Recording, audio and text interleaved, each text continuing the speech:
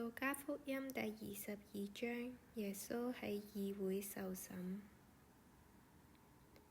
天一亮，民間嘅眾長老、祭司長同文士都聚集，將耶穌帶到佢哋嘅議會裏面，話：如果你係基督，就告訴我哋啦。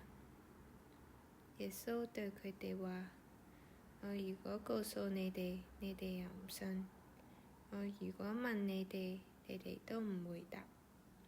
從今以後，人子要坐喺權能者神嘅右邊。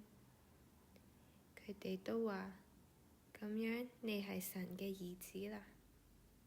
耶穌對佢哋話：你哋話我係。佢哋話：我哋何必再要見證呢？佢親口所講嘅，我哋都親耳聽見啦。